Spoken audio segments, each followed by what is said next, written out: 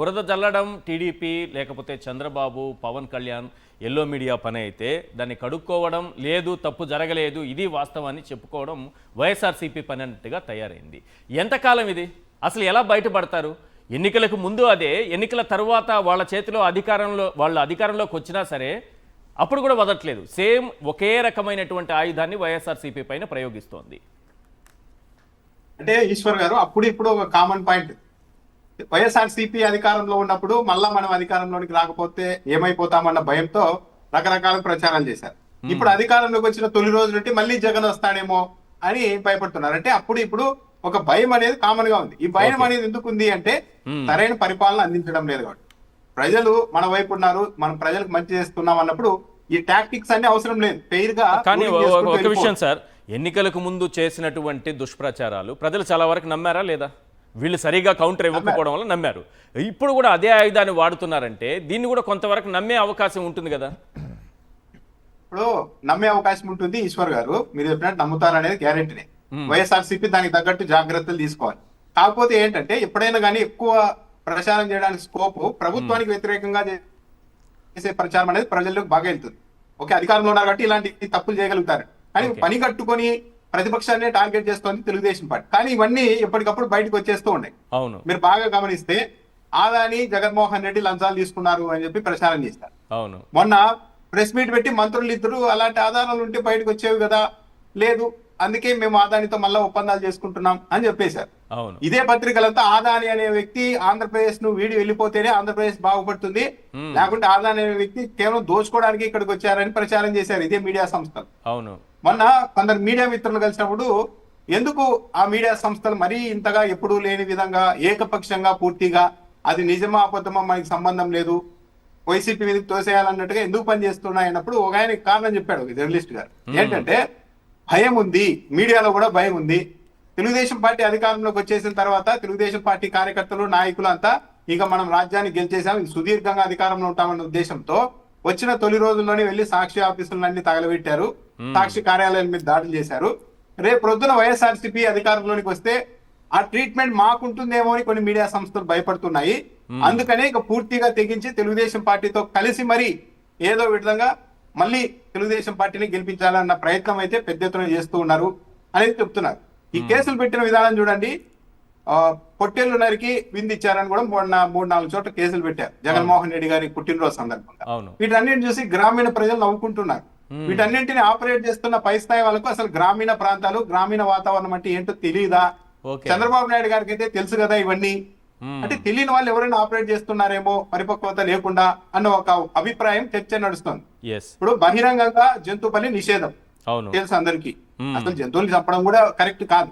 కానీ ఇది ప్రాక్టికల్ గా అమలు అయ్యేసరికి చూడండి, ఒక ఊర్లో జాతర జరుగుతూ ఉంటుంది, పోలీసులు కూడా సెక్యూరిటీకి వెళ్తారు, కళ్ళ ముందే రోడ్ల మీదే ఈ మేకల్ని పొట్టేళ్లను నరకడం ఇవన్నీ చేస్తూ ఉంటారు. ఈవెన్ తెలుగుదేశం పార్టీ వాళ్ళు కూడా పెద్ద పెద్ద నాయకుల్ని ఇన్వైట్ చేసినప్పుడు ఎమ్మెల్యేలు ఎంపీలని వాళ్ళు కూడా ఇది పని చేస్తూ ఉంటారు. అంటే ప్రాక్టికల్ ఒకటిలా ఉంటుంది, చట్టం ఒకలా ఉంటుంది. సాధారణంగా అయితే పోలీసులు ఈ కేసులు పెట్టరు.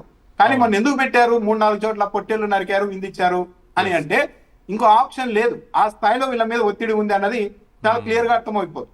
మొలకల చెరువులో నకిలీ మద్యం బయటపడినప్పుడు జయచంద్రారెడ్డి తెలుగుదేశం పార్టీ వాళ్ళు అనుకున్నాం, వీళ్ళు ఎంత సమర్థవంతంగా దీన్ని ఇప్పుడు జోగి రమేష్ చేశారేమో అనే లెవెల్కి తీసుకొని వచ్చారు. ఇప్పుడు జోగి రమేష్ గారు లోపల ఉన్నారు, జయచంద్రారెడ్డి గారు బయటనే ఉన్నారు. ఈ లెవెల్కి తీసుకొని వస్తున్నారు ప్రతిదీ.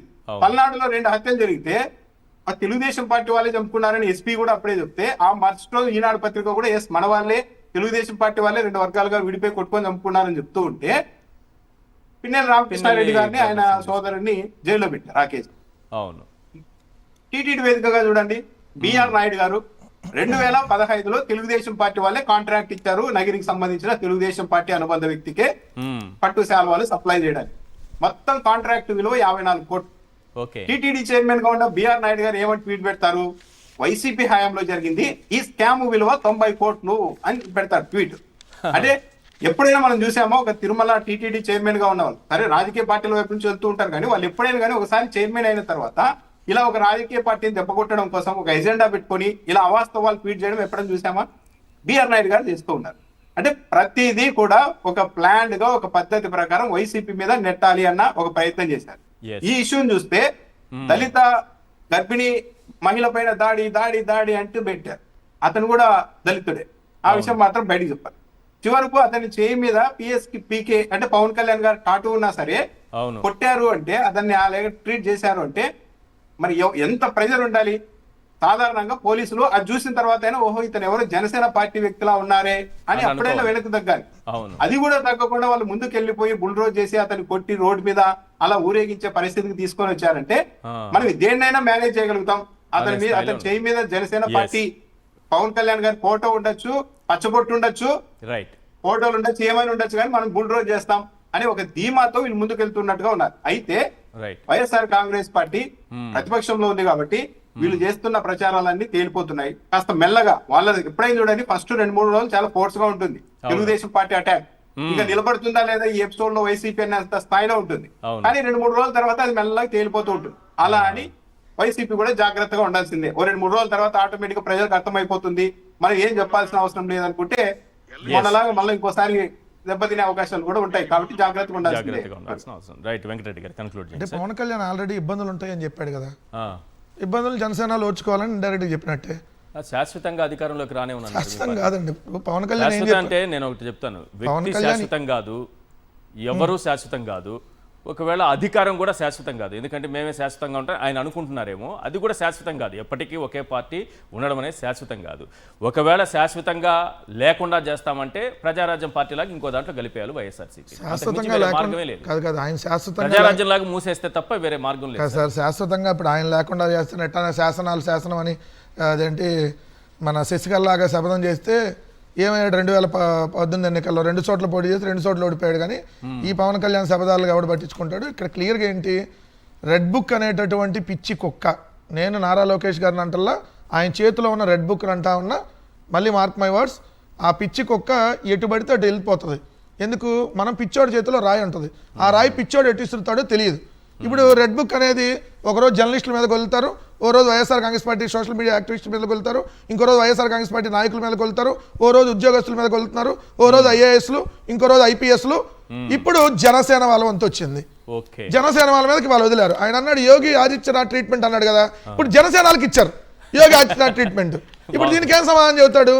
నీవు నేర్పిన విద్య నిర్దాక్ష అన్నట్టుగా నువ్వే చెప్పన్నావు, నువ్వే వాళ్ళ మీద ఈ ట్రీట్మెంట్ ఇవ్వాలంటే నీ వాళ్ళకి ఇచ్చారు ఫస్ట్. అది రెండో అంశం వచ్చేటప్పటికి ఇక్కడ క్లియర్ గా ఈ రెడ్ బుక్ అనేది తెలుగుదేశం వాళ్ళని కూడా వదిలారు, తెలుగుదేశం వాళ్ళని కూడా వేధిస్తుంది.